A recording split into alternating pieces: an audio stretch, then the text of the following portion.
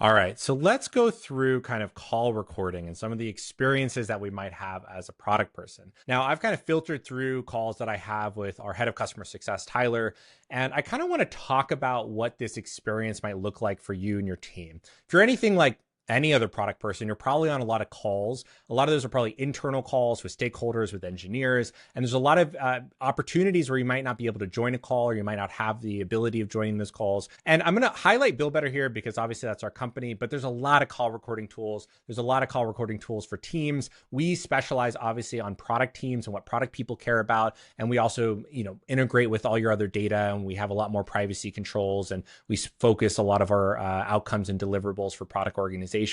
But I'm just going to talk about why you should probably be recording both your external and internal calls and what you can do with that data. So to start off, obviously, I can't expect you to start using AI if it's not going to start saving you time. If it's going to be one more thing on your plate, you're probably not going to do it. So how do we start getting you and your company and your teams to be using AI more inside of that organization? A lot of that comes to just be where they already are, and they're already on a lot of calls. So with a tool like Bill Better, you can set up integrations and you can have us join a lot of stuff. We can pipe in existing calls and existing tools like Gong and Chorus and Zendesk and stuff like that. But we can join your Google Calendar, and we can also join calls either ad hoc, like manually, or any calls that you join through Zoom or WebEx or Microsoft Teams, and of course anything from Google Calendar as well, like Google Meets. And then you can even set rules. So if you say, I never want to join a call that has this email address or has this title or has this description,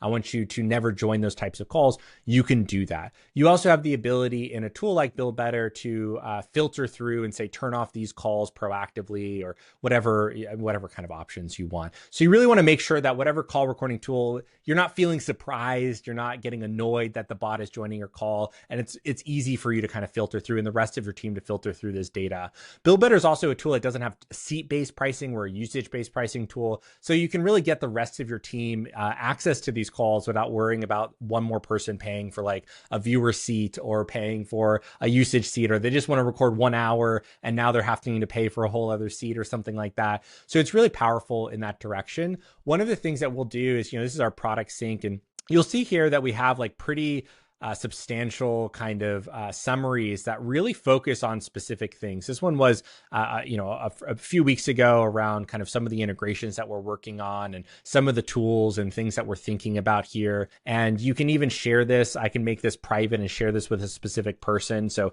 this one is participants only. So only the people who are on this call have access to it. And so I've shared this with someone. But if I wanted, Joshua or something like that to have access to this, I could quickly add him to this call, and then he'd see that on his link, or I can just link it to him or create a public link if I really wanted to, and then anyone can have access to it.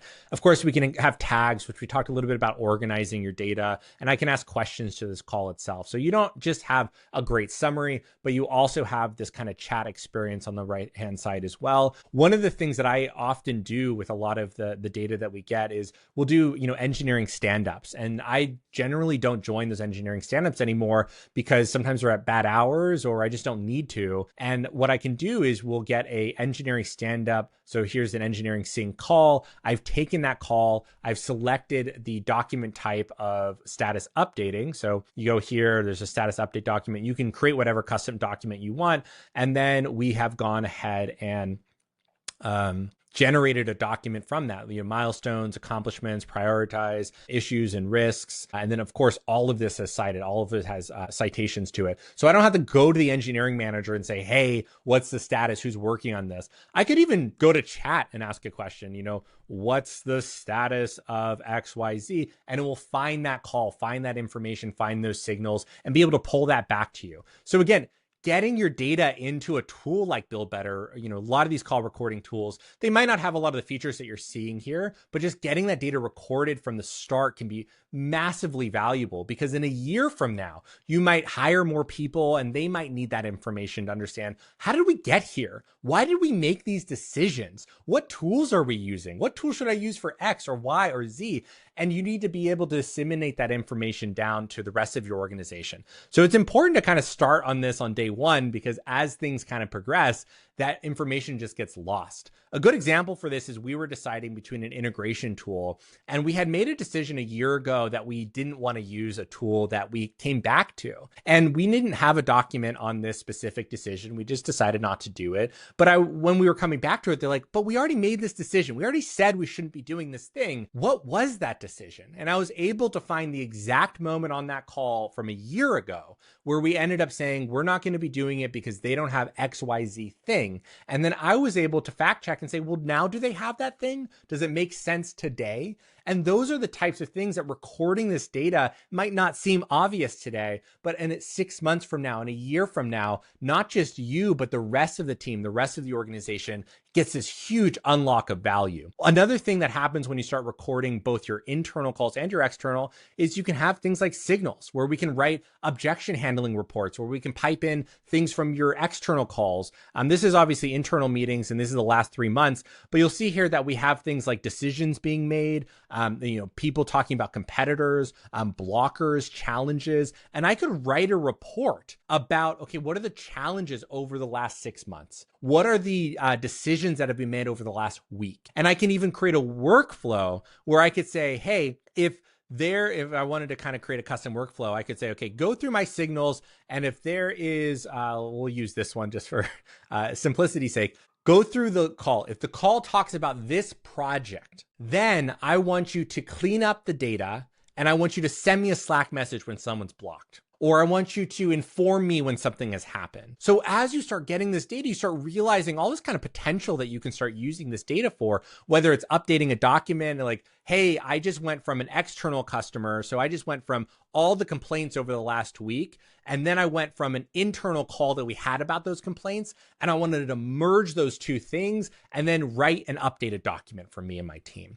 So there's a lot of these kind of like parallels and these use cases that we often don't think about. One thing that I really love, and again, this is important to remember, there's a lot of privacy controls here. It's kind of like Slack. So I can't see into calls that I shouldn't have access to. It's not a peeping Tom tool, but it is a really important tool. And so, for example, I can see the emotion from my team, the team that I'm on over the last week. I could filter this by a specific person. Maybe I can identify that they're being blocked very often and they're getting frustrated or they're being upset. Rather than waiting for a one-on-one or waiting for them to explode or waiting for them to be burned out, I can proactively say, hey, I saw that you're getting disappointed a lot lately. Why is that? What's happening? Or I can maybe look at sentiment just over the team in general and say, how are we doing as a team? Are we happy? Are we negative? How has that changed? It looks like, slightly positive. It looks like December, we started getting much, much more positive. And if we look over 6 months or a longer period of time, you can start seeing how positivity might change, negativity might change, extreme positivity, all that kind of stuff. And this is just good as a manager. It's good as a product person to understand what's the level of your team. Where are people at? And again, you can filter by a specific person. This is just one of those things with call recordings. Once you get the bots into your calls, you can always upload recordings to Build Better and other tools. Some other tools don't allow uploads, but you can upload recordings to Build Better. You can integrate us to existing call recording tools. You don't have to use our call recording itself, but it's important to start getting these calls recorded on your team so that for internal and external use cases, whether it's uploading documents, discovery, finding information out, whatever it might be, you can start processing it. You can start going through that, particularly if you're a remote team, particularly if you're on a lot of calls. This is just a complete game changer. No more note taking, no more documentation, no more, status update writing. It's definitely one of the first things that we often recommend product people to start doing. And there's a lot more to do here, but I'll stop here and I'll see you in the next video.